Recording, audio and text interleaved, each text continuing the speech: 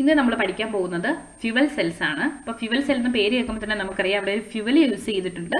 Cell വഴി electricity produce ചെയ്യാണ് ചെയ്യുന്നത്. So a fuel cell is a galvanic cell that converts chemical energy of a fuel and an oxidant directly into electrical energy. ഒരു galvanic സെല്ലാണ് fuel cell. Galvanic cell അല്ലെങ്കിൽ electro chemical cell എന്താണെന്ന് നമുക്കറിയാം.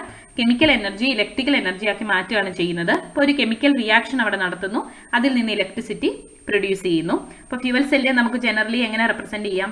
Fuel, negative electrode, electrolyte, positive electrode, oxidant. ഇങ്ങനെ നമുക്കൊരു fuel സെല്ലിനെ generally represent ചെയ്യാം. അപ്പോൾ ഇതൊരു ഇലക്ട്രോ കെമിക്കൽ കൺവേർഷൻ ഡിവൈസ് ആണ്. Produces electricity by converting chemical energy of fuel and an oxidant which reacts in presence of an electrolyte. Hydrogen oxygen fuel സെല്ലാണ് നമ്മുടെ fuel സെല്ലിലെ ഏറ്റവും ഇമ്പോർട്ടന്റ് ആയിട്ടുള്ള ഒരു example. It produces electricity based on the reaction.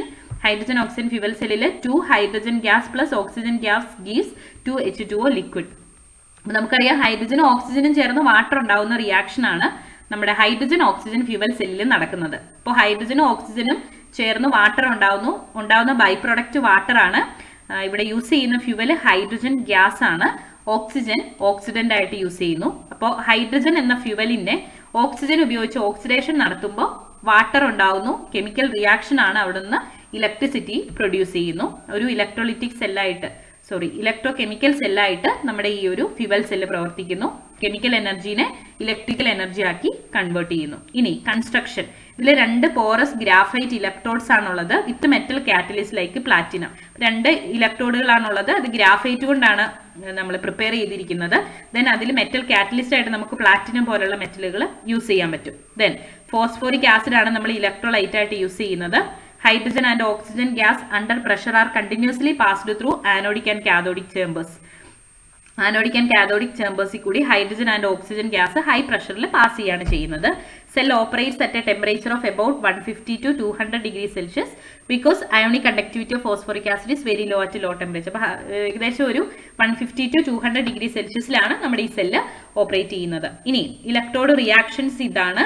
കാഥോഡിൽ എന്താ നടക്കുന്നത്? Oxygen plus 2 water plus 4 electron gives 4 OH minus. ആനോഡിൽ നടക്കുന്നത് 2 H2 plus 4 OH minus gives 4 H2O plus 4 electron. അപ്പോൾ ഓവറോൾ റിയാക്ഷൻ എന്താണ്? 2 H2 plus O2 gives 2 H2O. ഇത് ഓർത്തിരിക്കുക. ഈ overall reaction എന്താണ്? H2 ഗ്യാസും ഓക്സിജൻ ഗ്യാസും ചേർന്ന് വാട്ടർ ഉണ്ടാവുന്നു. ഇതാണ് കൺസ്ട്രക്ഷൻ ഓഫ് ഫ്യൂവൽ സെല്ല്. ഇതൊന്ന് വരയ്ക്കാൻ പഠിച്ചിരിക്കുക കേട്ടോ. സിമ്പിൾ ആണ്. ഹൈഡ്രജനും ഓക്സിജനും ഈ ഒരു ഫ്യൂവൽ സെല്ലിന് 2 വശത്തുകൂടി ഇൻലെറ്റ് ഉണ്ട്, അതിലൂടെയാണ് പാസ് ചെയ്യുന്നത്. ദെൻ 2 ഇലക്ട്രോഡുകളുണ്ട്. ഗ്രാഫൈറ്റിന്റെ ഇലക്ട്രോഡുകളാണ്. ഒന്ന് ആനോഡും ഒന്ന് കാഥോഡും. ഇനി ആനോഡിന് നെഗറ്റീവ് ചാർജ് ആണ്. ഇതൊരു ഗാൽവാനിക് സെൽ ആയതുകൊണ്ട് എപ്പോഴും ആനോഡിന് നെഗറ്റീവ് ചാർജ് ആയിരിക്കും, കാഥോഡിന് പോസിറ്റീവ് ചാർജ് ആയിരിക്കും. നമുക്കറിയാം. ഇത് ആനോഡ്, കാഥോഡ്. നടുക്ക് എന്താണുള്ളത്? ഇലക്ട്രോലൈറ്റ് ഉണ്ട്. ഇലക്ട്രോലൈറ്റ് ഫോസ്ഫോറിക് ആസിഡ് ആണ്, അക്വസ് ഇലക്ട്രോലൈറ്റ് ആണ്. ദെൻ ഹൈഡ്രജനും ഓക്സിജനും ഈ ഒരു ആനോഡിൽ കൂടിയും കാഥോഡിൽ കൂടിയും പാസ് ചെയ്യുന്നു. ദെൻ കെമിക്കൽ റിയാക്ഷൻ നടന്ന് വാട്ടർ ബൈ പ്രോഡക്റ്റ് ആയിട്ട് ഉണ്ടാവുന്നു, പ്ലസ് ഇലക്ട്രിക്കൽ എനർജി പ്രൊഡ്യൂസ് ചെയ്യുന്നു. ഇതാണ് നമ്മുടെ ഹൈഡ്രജൻ ഓക്സിജൻ ഫ്യൂവൽ സെല്ലിൽ നടക്കുന്നത്.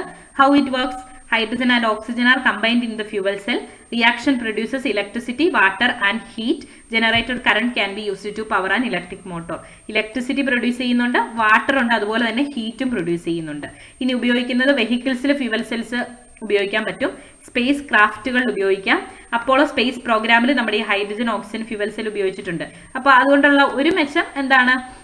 നമുക്ക് ഇലക്ട്രിസിറ്റി പ്രൊഡ്യൂസ് ചെയ്യാം. അത് കൂടാതെ ബൈ പ്രൊഡക്റ്റ് ആയിട്ട് ഉണ്ടാകുന്ന നമുക്ക് ദോഷകരമായിട്ടുള്ള കെമിക്കൽ ഒന്നുമല്ല, പകരം വാട്ടറാണ്.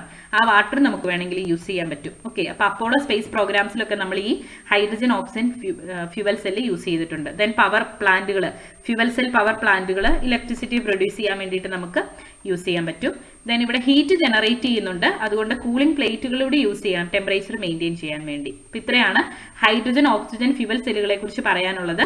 ഇതിന്റെ ഒരു കൺസ്ട്രക്ഷൻ ഓർത്തിരിക്കുക. ഹൈഡ്രജൻ ഗ്യാസും ഓക്സിജൻ ഗ്യാസും അകത്തേക്ക് പോകാനുള്ള ഇൻലെറ്റുകളുണ്ട്, 2 ഇലക്ട്രോഡുകളുണ്ട്, ഇലക്ട്രോലൈറ്റ് ഉണ്ട്. ഇവിടെ ഇലക്ട്രിസിറ്റി കെമിക്കൽ റിയാക്ഷൻ നടക്കുന്നു, ഇലക്ട്രിസിറ്റി പ്രൊഡ്യൂസ് ചെയ്യുന്നു, വാട്ടർ ഉണ്ടാവുന്നു.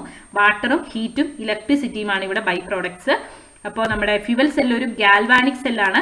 ഇലക്ട്രോ കെമിക്കൽ സെല്ലാണ്. അതായത് കെമിക്കൽ റിയാക്ഷനിൽ നിന്ന് ഇലക്ട്രിസിറ്റി പ്രൊഡ്യൂസ് ചെയ്യാണ് ചെയ്യുന്നത്. ഈ ഫ്യൂവൽ സെല്ല് വളരെ ഇമ്പോർട്ടൻ്റ് ആയിട്ടുള്ള ഒരു ടോപ്പിക്കാണ്. ഇവിടെ ചെറിയ ടോപ്പിക് ആണെങ്കിലും എക്സാമുകൾക്ക് എപ്പോഴും ചോദിക്കാറുണ്ട് ഫ്യൂവൽ സെല്ല്.